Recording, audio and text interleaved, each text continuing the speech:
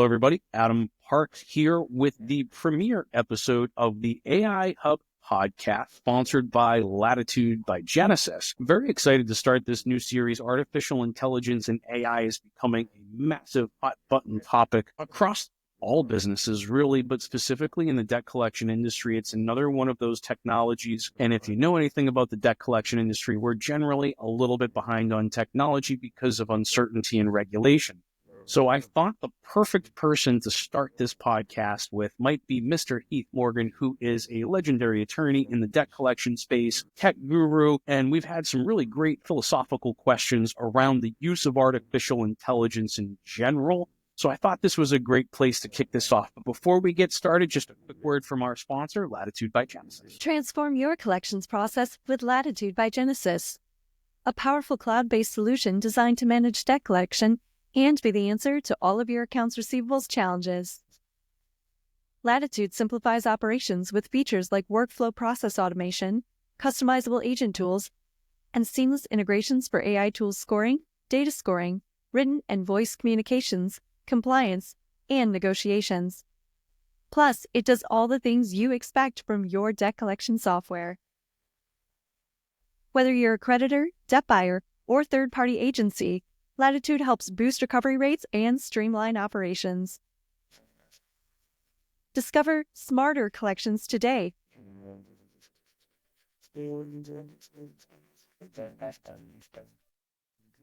So we can get into the meat of our discussion. Heath, thank you so much for joining me today. I really do appreciate your time and insights on this particular topic. Yeah, Adam, thanks for having me. And it's great to be on the first edition, the premiere episode of the AI Hub. So I'm excited to be here today. So rather than going just into your background, because I know you've been on Receivables podcast before, and I'll link that below for people to go check that out. But from your perspective, talk to me a little bit about the history of you getting engaged and starting to learn about artificial intelligence.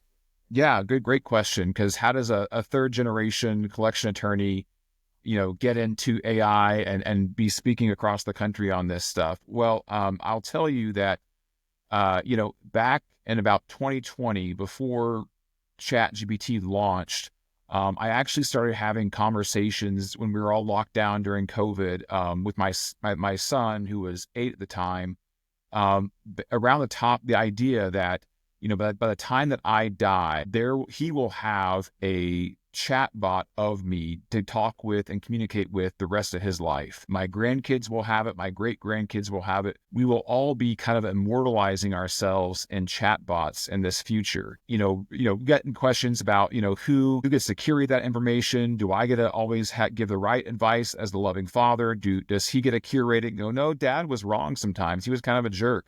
I want my grandkids to know the truth. We're having some fun banter about it. And I kind of wrote out, a little bit about writing a book, kind of a story about this in the future. And, I had no idea how to pack that into my everyday schedule, put it on the shelf and just sat there.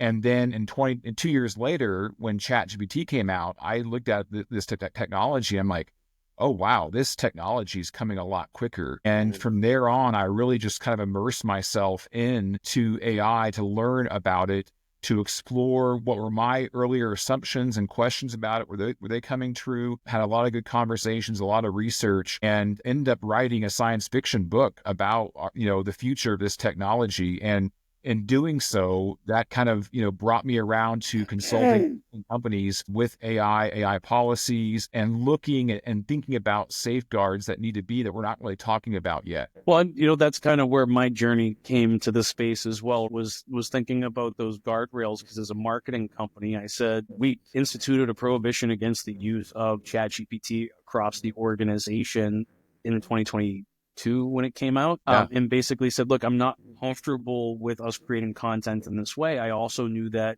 you have Google, who is discounting or penalizing content that they know is AI generated. And for me, it was just, I didn't have enough of an understanding of the potential consequences, the right uses and things to really be comfortable with it. And it wasn't until just a couple of months ago where I really said, okay, now's the time for me to start digging into this and trying to get a better understanding. Now, I'm not saying we weren't using any artificial intelligence. This recording platform that we're using right now and the podcast itself will be produced using artificial intelligence. It's not ChatGPT. It's a very specific model, specific to podcasting, helps me create short videos and do other things in a much faster form. So it's producing or doing a lot of the same things that we did previously. It's just doing it in a much shorter time period. And so it's been interesting for me over the last couple of months to spend some time doing prompt engineering and trying to better understand the different ways in which I could use it, or how it would respond to different things, how to avoid the hallucinations that are inevitable in, I'm going to call it, broader or less specific prompts that are written. The less specific a prompt is, the more likely it's going to be to hallucinate.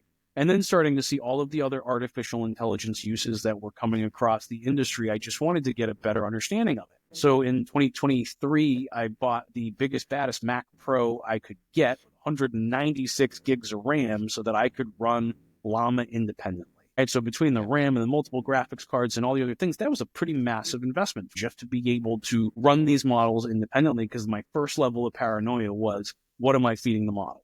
Right? Yep. Like, what of my personal information am I giving to this model, and what is it going to understand about me in the future? And that was a little nerve-wracking for me from day one.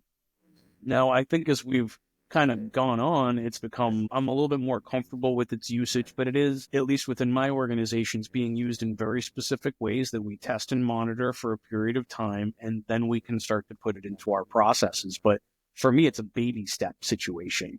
What's your experience been consulting for all these different types of organizations? Is it all in, all out, or, are you finding other people that are kind of trickling their way into it step by step?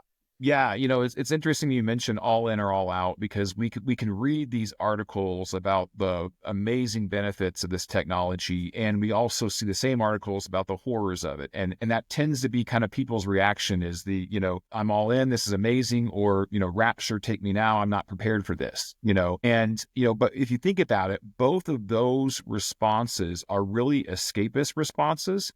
And what I try to first do is say, okay, let's try to bring clarity and understanding to this technology. One, for you as organizational leaders, so that you can communicate and bring that same understanding and clarity to your employees, because your employees are in the same space. They're either saying, this is amazing, I'm going to take a second job, I'm going to, have an AI agent do a second remote work for me at night, or they're going to be, is AI coming to take my job? And that's really it. And so it's coming up with kind of a plan about how we're going to use this as a technology to enhance productivity, to reduce cost, to reduce time. There's a lot of great use cases when it's used in that middle ground, responsible aspect of it. And I certainly agree with you on data privacy concerns. Especially in our industry, it's a huge issue. We're seeing clients get in front of this now and really start to restrict uses of this. I think that's a good thing. I think companies should also be looking at their vendors and how they're using this. And I go back to my favorite TV show is The Office. And I go back to, there's a scene and there's an episode of The Golden Ticket where Michael creates a golden ticket, and then he tries to get Dwight to blame, to take the fall for it. And Dwight pulls out a journal, and, Michael asks him, why do you keep a journal? And he says, to keep secrets from my computer. And that's really kind of where we are now with our phones, with our cars. Everything is recording and collecting data. And having, especially the safeguards that we need, it's understanding what the technology we're using, what data it's collecting, and can that be shared in an open market, or do we need to have restrictions on it? So I actually think it's pretty smart to actually get a separate computer just to run these systems internally versus just linking up to the internet and moving forward with it. Well, I find I've got the two different levels of paranoia. It's a balance between privacy and convenience. And I'll give you two examples and kind of how I've been dealing with the balance myself. I bought a new truck recently and refused to use the ONS. Absolutely refused to install it. They were very upset at the dealership. They were upset when they made me call OnStar. And then beyond that, I actually went and found the instruction manual for the vehicle, and I pulled on the circuit that actually allows OnStar to function. So I killed the entire power circuit because I know that most of the car companies are leaking that information to LexisNexis, and then LexisNexis is selling it to the insurance companies. Yeah. Like, it's already well documented with Toyota. GMC just got sued for that. I mean, like this week. And I bought a GMC. So now you know why I literally pulled the plug on it. But then on the same token, I had a situation where I was fixing or we're remodeling a laundry room. I ordered the washer and dryer, didn't fit, didn't say what it was. And then I went onto the internet and I wrote some prompts and I, had it do the shopping for me, because you can't search on any of the appliance websites by the depth of the appliance itself. It's information on the page, but I was going to have to manually check all of those individual pages in order for me to find a unit and really shop the way that I should. And so I did it. And then one of my friends started, sending me texts and laughing at me as we were talking about it, saying, and now the bot knows how big your washer and dryer is. And, what does that mean to you? And so it made it, I'm not saying that there's an issue with it understanding the size of my washer and dryer, but it did start to really make me think about, okay, we're starting to use this now. How much of this are we comfortable using? So the way that we've started drafting the policies within our organization is we're only providing to the model information that we're making publicly available on websites. That's right. So we're only using information that would otherwise be publicly available and is most likely already in the model. Now, as we've deployed ChatGPT from a corporate perspective, you can or need to, in order to allow it to read specific websites, you have to give it permission and actually go into your domain DNS and say, this is where you can go and look at it. Because if I want it to transcribe a YouTube video, or if I want it to go do some of these other basic functions that you think it would be able to do, go read that Google document, it's not capable of doing it. Yeah. Now, it's interesting that we continually come back and talk about ChatGPT, and I do think that that's the forerunner. And I honestly tried to avoid ChatGPT for a period of time because I'm a Google Workspace user. Across the board, all my platforms, all my businesses are Google-based. And so I said, all right, Gemini, let's give Gemini a shot and see how that goes. Yeah, Gemini is not the same thing. It does not produce the same results. But it does have the capability of interacting with some of the software platforms like my Gmail or my Google Docs that the other ones just can't even get access to. So I find one of the bigger challenges of moving information back and forth to even be able to feed something to the GPT model so that it can understand it. So it does feel like it's been restricted quite significantly since its opening in 2022. I feel like it was a little bit more of a shotgun approach to the data that it had access to. And now it seems to be a little bit more refined.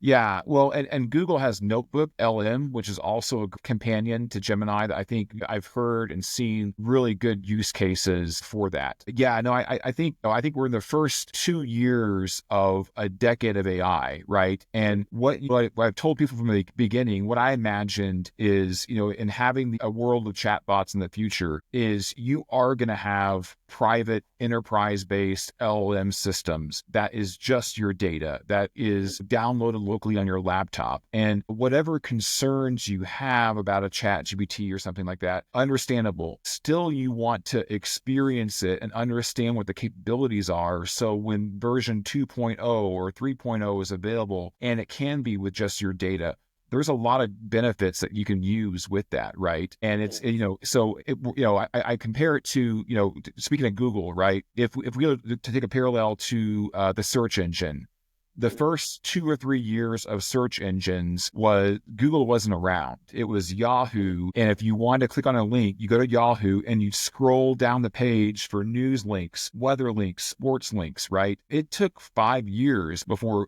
Google emerged and had the search engine capacity where you type things in and instantly got those results. So we're still in that early phase of the final use cases and applications for various AI technologies, right? I mean, even in the last 6 months, Perplexity.ai has replaced Google search for me because it's a chat GPT, but it gives you sources for it and gives you links to verify the hallucinations, right?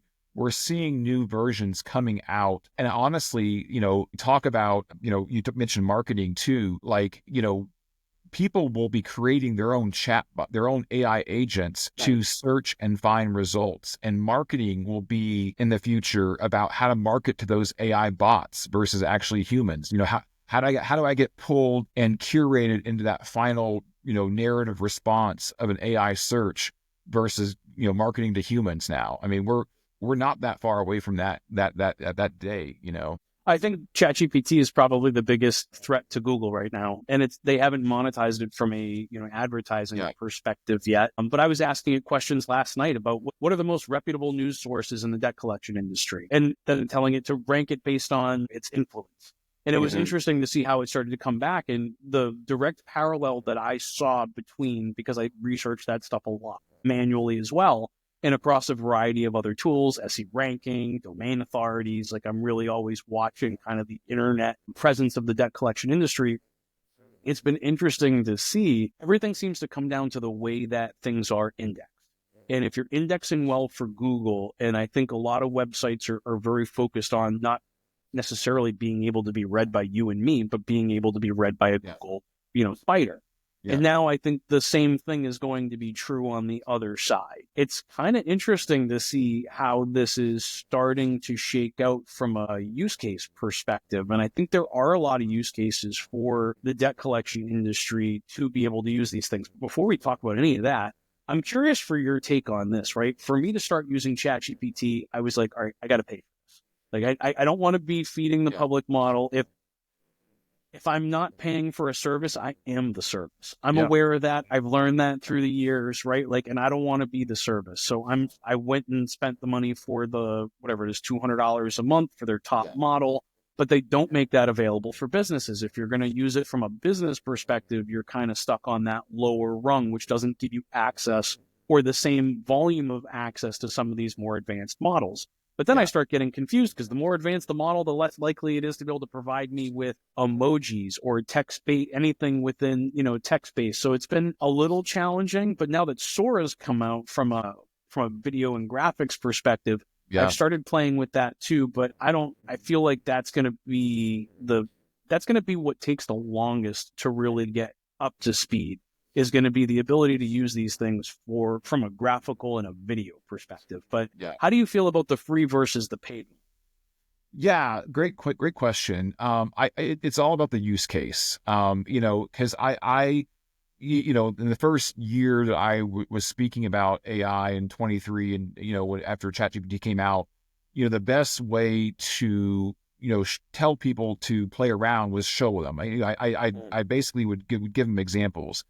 And, I always would do redacted if I was uploading a document or asking for, training materials. I was giving some narrow parameters and prompts, but I was always using sample code or, a redacted version of it, ABC code. And, if you're doing that, I mean, free, for what depending on what you're using it for, a free version is fine. It's really where you want to have that additional time, ease and increase in free time and performance. It's where you want to, have more, where you're not going through and redacting and then pulling the document back and then putting the name back in. If you want to skip that step, if that becomes too encumbersome versus spending 2 hours to write a document, that's when you can, start uploading your own documents that you are more comfortable. That's really where the value of having those higher paid models for.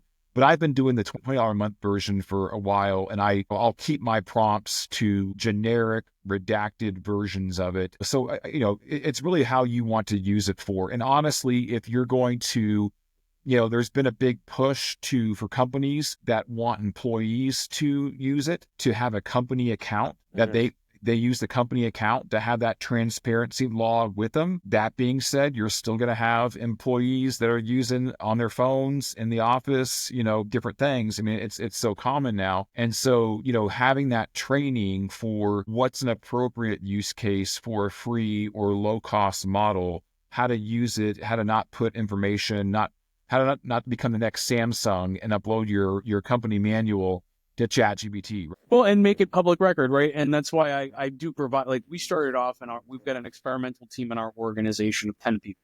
Those 10, I call them the ChatGPT team. Each one of them has a different use case that they're ultimately responsible for, and they're experimenting in their own world. For whatever reason, my brain and prompt engineering seem to have come together. So now I'm going through each department and with each one of those team members and working with them on revising and developing prompts for that purpose. One of the tricks that I've found to really make that work is that I'll use like the O1 model. Like, I'll use the most advanced model for the prompt engineering, but specifically telling it that I'm going to be prompting the 4.0 model. So I'm using their smartest model to actually write the prompts for the other models. but 90% of my prompt writing is actually the system doing the prompt writing and asking it to pretend that you're a chat GPT expert and reorganize this prompt or the order of operations of this prompt, pretend you're whatever and, tell me what's wrong with it. My favorite one is pretend you hate me and tell me what's wrong with this prompt. And then pretend you hate chat GPT and tell me what's wrong with your response to my prompt. Yeah. And it will give you some honest answers. Now, that's why I've got 140 hours into prompt engineering over 2 months, right? Because I continually ask it these questions for a particular, let's say, use case in front of me. And then is it repeatable? It's not just about can I do it? It's can I repeat this? Can I win today? Can I win every day? That's always our objective as an organization is can we make this a repeatable function process? And we've been able to start getting that going. Now, 2 months in, we're really kind of new at this from that perspective, which is why I wanted to start having these conversations with the industry, because I think this is kind of the next wave.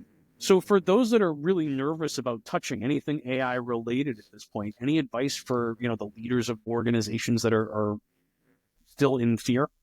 Yeah. I mean, I think the first thing I would say is it's not a matter of if you're going to adopt this technology, it's a matter of when, and accepting that aspect of it, right? And then understanding that you're probably using this technology right now, it's either intentionally or unintentionally, because if you don't have an AI policy or governance document that's saying your employees can't use this, they probably are, and your vendors probably are the same way, right?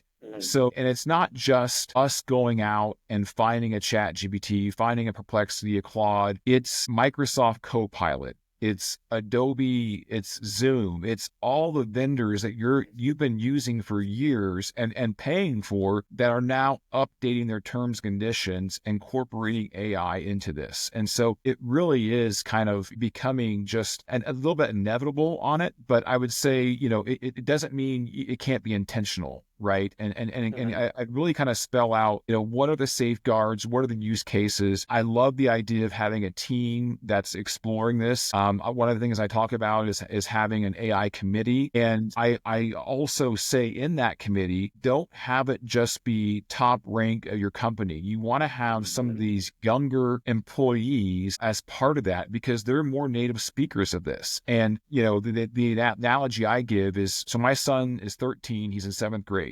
By the time that he graduates high school, he will have learned 3 or 4 years of prompt engineering in school. In school, the education system is going to change. I mean, you mentioned on the top of the episode here that it's affecting every industry. It's going to change education. I mean, chat GPT cheating in colleges and high school is rampant. The chat GPT is going to become the TI-85 calculator where schools, and nice this is draw. No, it's true, because there's already software systems that can give a teacher, have a school give every kid their own LLM account that the teacher has access and oversight to. So my son's senior year, he'll have an essay on the Civil War.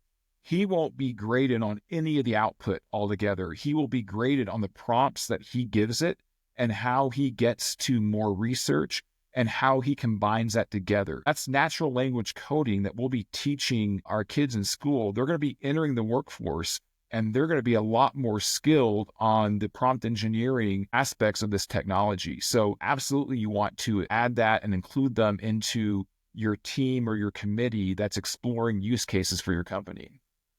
Well, it's interesting because if you talk, I agree with what you're saying, and so does Mark Zuckerberg. Because if you look at what Facebook and Zuckerberg have been talking about, or Meta, whatever they want to call themselves today, they're talking about coding is dead. It's being a coder is dead, and that's why one of the key people on our AI team is my CTO, who is a certified Microsoft solutions developer, like one of the smartest guys I've ever met, and just being able to keep him on the forefront of those things long into the future.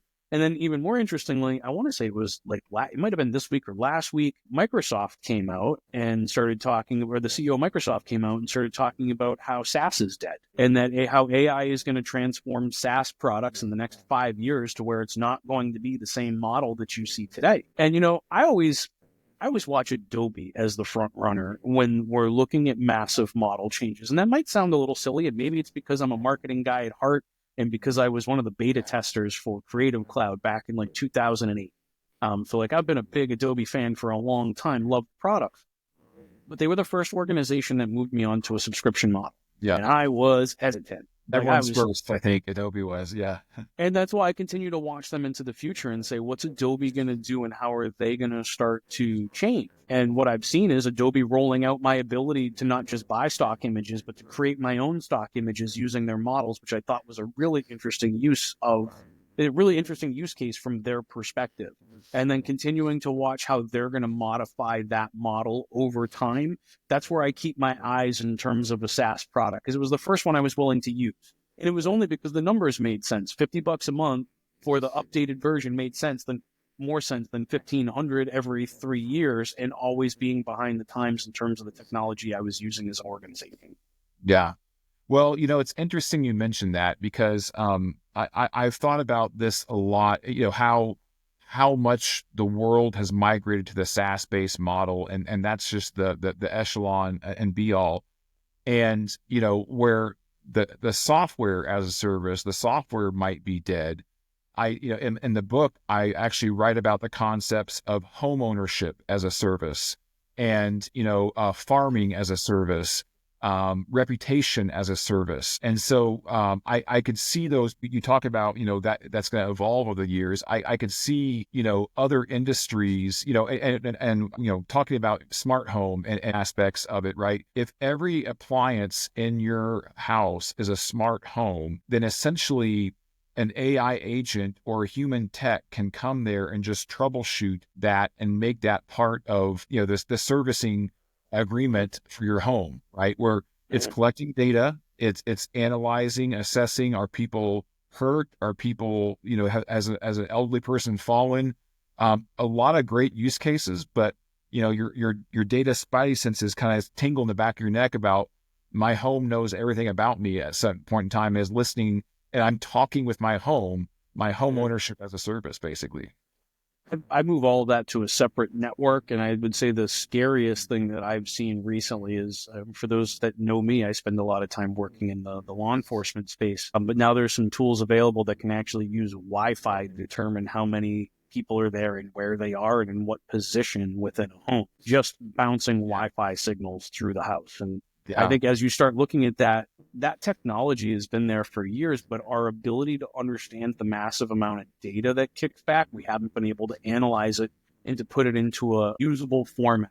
Well, that's all changed now. It can happen. It can happen in a usable format. And that, I think, that was the first time for me where I really started seeing, like, oh my God. Yeah. Like they can see through walls with it now. Like, and that's an AI model that's just understanding how those radio signals are bouncing back and what that means. Yeah. There's we're, in terms of the smart homes and traffic light cameras and surveillance cameras, the amount as we get, wearable tech, glasses that are recording video, real time, the Ray-Bans that are out there, more and more of our data is showing up, or, is able to be collected within our homes and whenever we're out in public now. Yeah, and you know what? I actually really like those Ray-Ban glasses, believe it or not. There you go. I do wear them on occasion. You know what I really like them for is the music. I never will wear headphones in public outside of an airport, right? I got to be able to hear and see my surroundings, and that allows me to listen to a little bit of music with completely drowning out the environment around me. But it's interesting to see now I can take a picture with that and I can ask a question as I'm taking that picture, and it'll help me identify what it is. Even looking at Apple Photos. If you look at the way Apple Photos originally was just looking at faces, and it was able to group all the photos together of all my Heath Morgan photos are right here in this album. And now it's gone beyond that. Now it can identify the pets. And so now there's like a little folder there for like all of my pets and, their particular pictures as well, which I thought was really interesting that they've been able to take that visual understanding model and enhance it, but they still struggle so much with creating a new image. Yeah. But I think that's similar to the way that AI struggles to create original content. If I sat here right now and said, I'm going to create an article, write me an article about the same subject we're talking about today, artificial intelligence, it's going to give me crap. But if I were to feed it this transcript, or if I were to write an original article and ask it to convert that article into multiple articles, now it's actually able to do some of those things at the current model. And I believe it was only a couple of days ago when ChatGPT released the scheduled task function, so that you can now start scheduling things. And I think these are the tiny things that we're going to start to see bit by bit in terms of how we can start to integrate this technology into our larger world. Yeah. So any final advice for those that are watching that are getting ready to start and, just kind of take that first step where they should go? Yeah, well, I'll say this. One of the other things that I really speak about is that it's not just, when we're talking about AI and AI policy, it's not just your company in a vacuum. I actually say there's three different lenses and to look at AI technology. The first is internal use. It's your company, your vendors, your employees. But the second lens is the consumer lens. How are consumers going to use this technology? Because just like, ChatGPT kind of revolutionized LLMs and generative AI, so too will the iPhone when Apple Intelligence comes out. And now, we're talking about conversational AI in our industry in terms of how we can make outbound calls. If you can have, Siri read this email and call this collection agency and negotiate my debt, and now I'm launching an AI agent to interact with collection agents. It's all kinds of different metrics that have to change. Talk time, the old model where the consumer wants to get off the phone as quickly as possible, that's going to end. And you're going to have AI agents stay on the phone for 20, 30 minutes trying to get accurate information, going back around, in circles.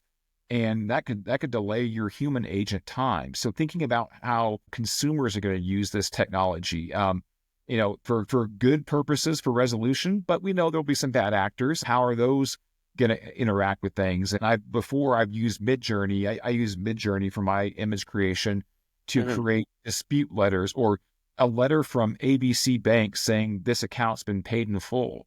And now I'm submitting that to a agency saying, hey, I paid this account. And if you're not aware of that and you're just taking that as gospel, it really changes how we need to interact with that. And then the last thing I would say is also the regulatory lens, where it's how are these going to be? We know it's going to be regulated. There's already, we're in January. There's already 25 proposed AI legislation for this year. And, I don't want to spend and invest in a technology that may be deemed to be illegal. So this whole let's go all in on this right now because it's not illegal, that may not be the wisest investment, because we will, all it takes is one bad experience with a consumer and a collection agency chatbot, that chatbot says, go kill yourself. And now we're going to have regulations across the board on what can be said, what can't be said. That hasn't happened yet. I hope it never happens. But, all it takes is one bad experience for reactive legislation to be passed on this. And you want to make sure you're using this technology in a transparent way to, that won't, it's not a hard pivot if something is deemed illegal within the reasonable bounds of what we're expecting with AI regulations. I think you're right. I think we are one headline away from the government coming in and trying to get more aggressive with it. They've already started doing that at the CFPB, and they've been very clear that they are going to treat AI as if it was another human. And this is kind of that expectation that they're setting on day one, which, on some level, I agree with. I think that we do need to be held to a standard, and whether it's me, you, or the chatbot that's having the conversation, if you can't keep the chatbot from hallucinating, we probably shouldn't be using that bot. That's just my general opinion at this stage in the development of artificial intelligence. But I think we're going to see, similar to the data storage curve, data storage increases 10x every year, roughly. Yeah. I think you're going to see AI start moving at a similar exponential pace in terms of improvements. And if you look at AI generated videos from 3 years ago, and there was one of, oh my God, it was one of the Italian sculptures was doing backflips and dancing around. And they did a version of it 2 years ago. They did a version of it a couple of months ago, and that is not like the same video. And I think that's where we're going to start having more struggles with deep fakes and, other technology that I think can get layered onto this from a nefarious standpoint. You pointed out, like creating the fake letters and things. And I think we're going to see more and more of that. But somewhere in my mind, I think that's where blockchain is going to come in. And I think that's where we're going to start to find this combination of AI and blockchain and the ability to validate the truth of information. Because on the end of every prompt that I write for ChatGPT is now go back, revalidate, show me all sources for all numbers, right? Like I have to include that stuff in order to validate that what I'm seeing in front of me is not a hallucination and that the 240% number that's in front of me is in fact accurate and true, especially when it sounds so outrageous. And I can tell you, as I finished writing the 2024 debt collection industry report for TransUnion, I had some rather extreme numbers in there, like a debt collection company is 240% more likely to use India than any other location for BPO outsourcing, right? As a debt collection organization. And it doesn't sound real, but we got to go back and make sure that the facts and figures and all of the responses ultimately add up. Right? Yeah. Because that was an original written by me. What I was concerned, when I ran it through ChatGPT after the project was completed, and I asked it to call me out on things it wasn't sure was true. That was one of the things that popped up and was like, I can't prove this one, but I had the facts and figures to based on the survey results that we had that we did not feed to the model. So I didn't expect its ability to be able to understand it. But again, we find this balance between convenience and privacy. And what is that going to look like for the debt collection industry throughout 2025? Yeah. Yeah. And again, our standards of data privacy for our clients, for laws and regulations, and what the consumer will want in terms of engagement with them. They may want to have their AI agent talk with us. And even though you can't verify it, there's not a way to verify it's coming from there. And I like the idea of a blockchain based system. Already there's a blockchain video conferencing company that has merged to address the Zoom and the AI training of these video calls that we have nowadays. And I do think that's certainly a path moving forward with this technology. But yeah, it's a crazy world. And I think outside of the industry, it's going to be a philosophical debate on whether how much data we want to give up. And the real question, and what I kind of explore in my book a lot, is how much agency and autonomy we want to give up as in the name of convenience. Because we've seen the last 20 years, social media taking technology as a tool, created for a tool to be us, but now they manipulate our emotions, our insecurities to keep us on longer. And now we are the product, we are the raw material for that technology. So wanting to have those safeguards of not wanting to be the raw material for AI technology and emerging for it, not having it have the ability to manipulate our emotions. And already you're seeing, again, going back to my son, character.ai is the #1 website for kids ages 10 through 16, where you can chat with Godzilla, Harry Potter, any kind of fictional character. You can create a chat bot there. But what's been interesting in the last year, one of the most popular chat bots every month that kids are chatting with is called Psychiatrist Bot. It's not a licensed psychiatrist. It's not a medical professional. It's just a chat bot taking on a persona of a psychiatrist. And there was a suicide in October of a 14-year-old kid who the chatbot on character.ai helped ideate that suicide out. There's another lawsuit that came out about, the character.ai telling a kid to kill his parents. I mean, they're forming these emotional connections with these conversational bots. And do that, you risk having yourself be manipulated, your emotions being manipulated, your judgment being manipulated. Hopefully, we can learn from how we've handled and not handled social media well in the last 20 years and learn to keep this technology in its tool perspective and not become the raw material for it. I like your analogy between the adoption of social media and the adoption of artificial intelligence. And I think that there's a lot of parallels between that, even more so as we think about kind of how this is rolled out, the timing that it's rolled out. Look, I was just out of college when MySpace became, a big thing. And so I've been watching and deeply engaged from a marketing perspective across all the social media platforms. I had always avoided Instagram, for example. I was never going to be on Instagram. It just wasn't for me. And then I started using it to read about investment information. So there was all kinds of stuff that was coming out about, there was a couple accounts I would follow that was talking about, dividend stocks and, investment strategies, but it was mostly talking about stocks. It was blue chip stuff. Like it was nothing like that far out. And then I noticed over time it started feeding more and more other things and more Yeah. and more other things. And now I don't think I see any investment information if I were to log on to it now and start scrolling through it again, right? But then as Yeah. you look at from a global perspective, how much of communication in other countries is actually driven through those. So like if we look at Brazil, like my wife doesn't text message, she uses WhatsApp almost exclusively, which is a meta technology that I don't trust as far as I can see it. I assume Zuckerberg can read anything that I send through that particular platform. And so I think as we start looking at how different people are using these different things, and I was talking with someone the other day about how often you listen to your voicemails. You and I are probably pretty close to the same age bracket. Like how often you listen to your worse than voicemails? you.